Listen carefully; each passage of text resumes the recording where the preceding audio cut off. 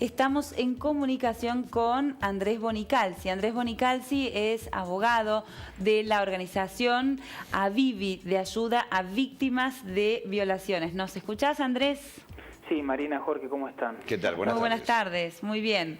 Andrés, bueno, antes que nada consultarte cómo les llega este decreto, esta aprobación a la organización. ¿Cuál es la percepción que tienen ustedes?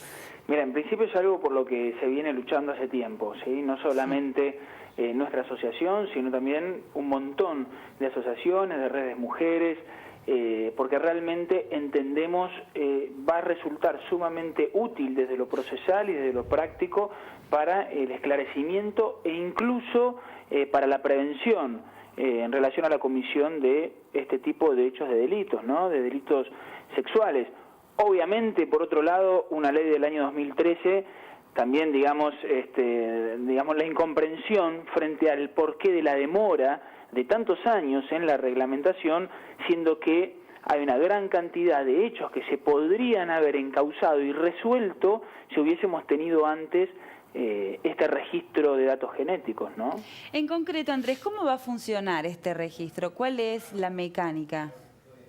Mira, en principio, para aquellas personas que han resultado condenadas por un delito sexual, sea el que fuere, sea un abuso sexual simple, sea un abuso sexual con acceso carnal, un abuso sexual agravado o lo que fuere, pero hayan obtenido una condena firme, lo que va a suceder es que el tribunal o el juez que dictó la condena tiene un plazo, que va a ser un plazo de 5 días, para poder ordenar que se le vaya a realizar una extracción al condenado del material biológico para que pueda obtenerse un perfil genético y ese perfil quede en un registro, que es este Registro Nacional de Datos Genéticos, ¿sí? Que va a depender del Laboratorio de Genética Forense.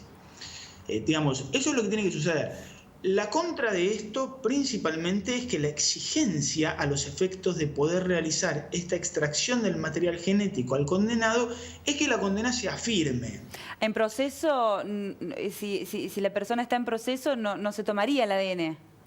Exactamente. Y hasta, digamos que mientras está sometido a un proceso judicial en el marco del principio de inocencia, tiene lógica que no se inscriba en el Registro Nacional de Datos Genéticos. Pero lo que nosotros veníamos pidiendo, y lamentablemente no se reglamentó de esta forma, es que directamente se pueda realizar esta extracción a los efectos de la incorporación en el registro con la condena en primera instancia, ¿no? Cuando vos ya tenés un tribunal que dispone que la persona es el autor material de un determinado hecho delictivo, que a partir de ahí se pueda inscribir en el registro. ¿Por qué pasa esto? Porque si nosotros tuviéramos una justicia rápida, que digamos cuando uno apela y va a cámara o a casación, depende de la jurisdicción en la que estemos, nos encontramos que en 3 o 4 meses tenemos la confirmación o no del fallo.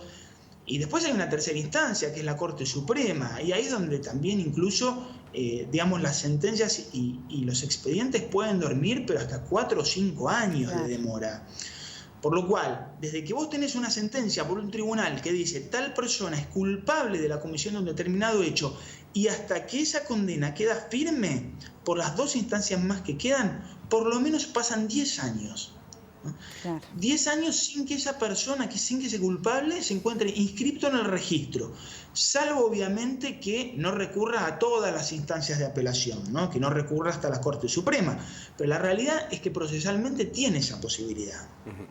Doctor, ¿en cuántos casos los violadores vuelven a reincidir? Es altísimo, hay cifras que realmente es cerca de un 70% la estadística de reincidencia. No solamente en este país, también los estudios que hay en otros países del mundo. El país que más estudios ha realizado en el orden de la reincidencia de este tipo de delincuentes es España, ¿no? Y realmente en España también han dado las cifras con datos e indicadores muy altos de reincidencia. En nuestro país son alarmantes, y son alarmantes también desde el lado que, con posterioridad a la reinserción o el intento de reinserción social del violador, no se realiza ningún tipo de seguimiento desde lo terapéutico, y tampoco se realiza cuando se encuentra en la cárcel, ¿sí? El tratamiento terapéutico, a los efectos de poder llevar adelante un control de los impulsos, ¿no?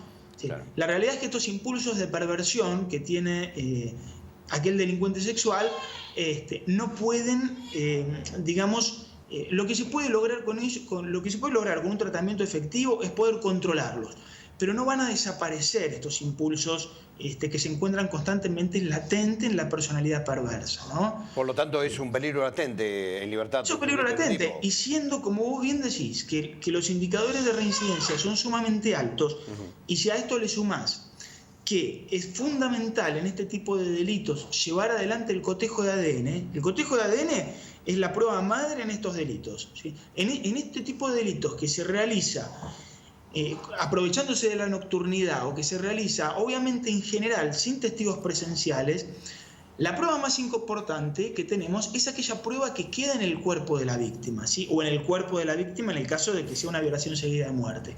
Esa prueba que es esa piel que queda tal vez en la uña de la víctima, o el semen que queda en la zona genital de la víctima, o ese pelo que queda en algún lado de la casa, de la cama o del cuerpo de la víctima, es lo que a nosotros nos permite poder establecer el nexo causal con el imputado a quien pretendemos condenar, a través de ese perfil genético que sacamos de ese semen o que sacamos de ese pelo. Razón por la cual acá es donde deviene fundamental el registro, ¿sí? de datos genéticos. Porque ¿qué es lo que nos pasa muchas veces? Lo que nos pasa muchas veces, hoy por hoy, es que encontramos en la víctima el semen, pero para poder hacer un cotejo de ADN tenemos que encontrar del otro lado a la persona a la que puede realizarle el cotejo. Y a veces la persona no está. Entonces, para que se entienda, lo que el registro va a permitir es que si obtenemos material genético en el cuerpo de la víctima, podamos directamente mandar un pedido de informe al registro y ahí obtener o intentar obtener, si estamos hablando de una persona reincidente, y automáticamente obtener la identidad de esa persona, ¿no? Andrés, ¿esta herramienta o herramienta parecida se está usando en algún otro país? ¿Ya se conocen resultados de su implementación? Sí, se conocen. Estados Unidos fue uno de los pioneros en la utilización de esta herramienta.